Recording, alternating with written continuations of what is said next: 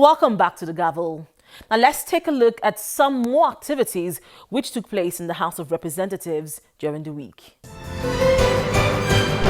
A bill seeking to repeal the Nigerian Customs Service Board Act and reenact the Nigerian Customs Service Commission has passed through second reading in the House of Representatives. The bill, sponsored by Rep. Jerry Alagbaosho, seeks to make the Customs Service autonomous so as to make it more efficient. It is important to note that one of the factors militating against innovation and efficiency in the Nigerian Customs Service is lack of autonomy in the formulation and execution of the operational policies, with recourse to the Ministry of Finance, Mr. Speaker. Hence, the agreement with service providers are always entered on behalf of the Nigerian Customs Service by the Federal Ministry of Finance and not by the Nigerian Customs Service itself. This usually leads to unnecessary delays in customs operations. The House of Representatives has resolved not to allow the huge investment on the first phase of the controversial National Rural Telephony Program to go waste. The House has directed its Committee on Rural Development to ensure full implementation of Phase 2 of the project, for which the FG has released its share of 300 million naira counterpart funding. The House took the decision following the adoption of a motion sponsored by Rep. Oladipupo Adebutu. Concerned that despite the fact that the capital and interest has been repaid on the $200 million loan for Phase 1 and a further 300 million naira paid as counterpart funds for Phase 2, the National Rural Telephony Program remains uncompleted. The House has also resolved to set up an ad hoc committee to investigate the operational activities of telecommunications equipment and services companies and vendors in the country. This follows consideration of a motion on allegations against the companies, such as casualization and maltreatment of Nigerian workers. Aware of the lucrative nature of the telecommunications sector, which rakes in profits in billions of United States dollars annually. Concerned that despite these enormous profits, coupled with the conducive business environment in the country, there are several allegations against these companies, including casualization and maltreatment of Nigerian workers, outsourcing of local jobs, leading to capital flight, disparity in emolument and rejection of Nigerians as understudies to expatriates in violation of the Local Content Act. Senate President Bukola Saraki and some federal lawmakers visited Germany last week, and top on the agenda was improving economic cooperation between Nigeria and Germany.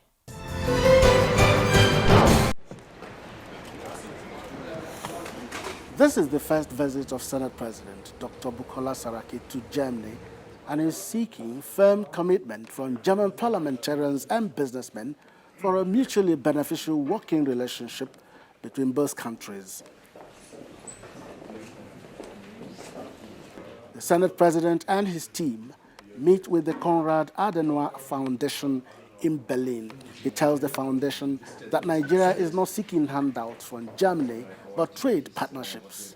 Senator Saraki emphasizes that the Nigerian government is adopting new measures to improve the ease of doing business in Nigeria, one of which is the new visa on-arrival policy for foreign business people. We might not be able to guarantee American market, we might not be able to guarantee EU as a market. Bilaterals are now more important. And if you look beyond Europe and America, apart from Asia, you've got to look at Africa. If you look at Africa, you've got to look at Nigeria. So I see that part. And also I think they're also seeing what has been achieved over the last 2 years. Despite being the largest economy in Europe, Germany is contending with the problem of an aging population, with its impact on its workforce, as well as uncertainties over the stability of the European Union after the fallout of Brexit. The deputy head of department says Germany needs to cast its net wider for new trade partners as an uncertain future looms. It is the future, I think. We cannot coexist with a huge African market which is not developed, and a decreasing European market where the people are getting older and older and older and buying less and less and less.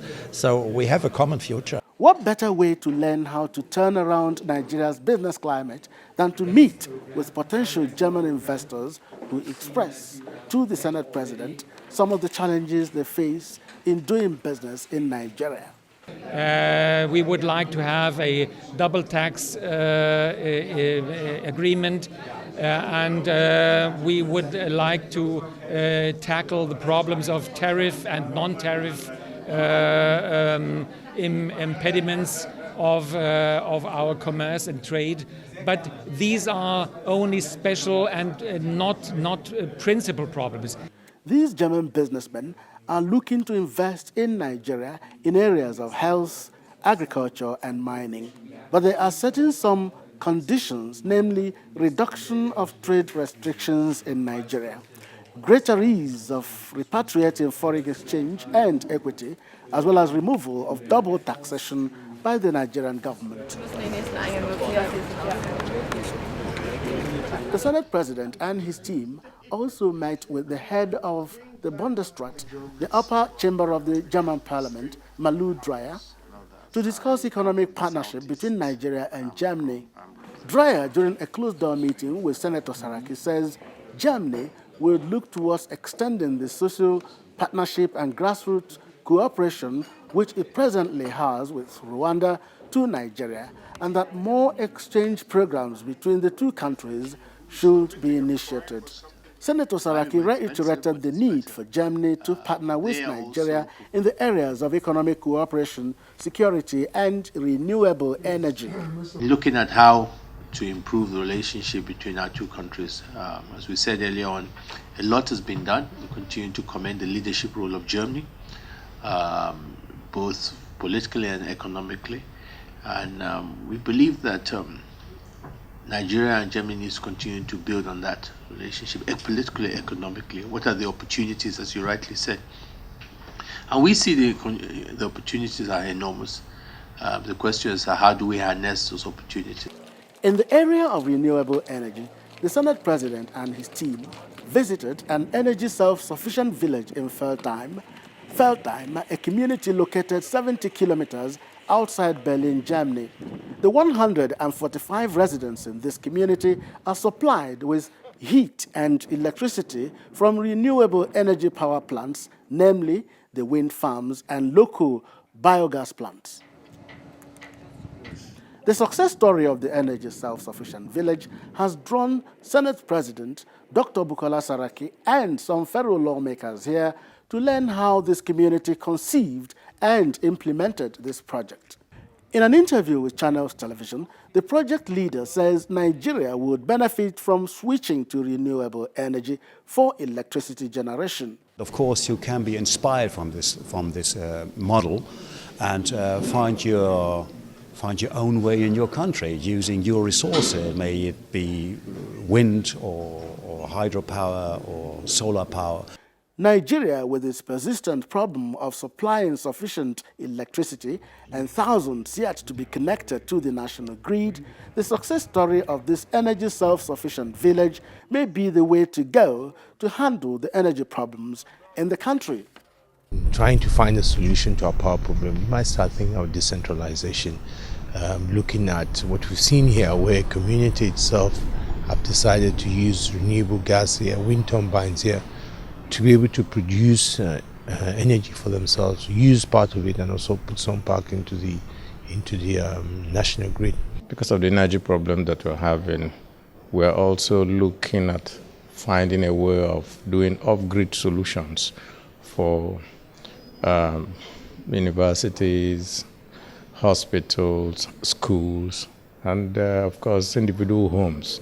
And the kind of solution that we're seeing here is very, very necessary for us to try to adapt. Nigeria is already exploring renewable energy for incremental power generation in the country. And the federal government is embarking on an incremental power drive with wind power being developed in Katsina and the Gurara, Shiroro and Kashimbila hydropower projects. This energy mix is expected to improve electricity supply but this would largely depend on the seriousness of government in completing the projects. Now, this is where we draw the curtains on this week's edition of The Gavel. If you have any views on any of the issues discussed, please email us on thegavel@channelstv.com. Thank you for staying with us and see you again next week.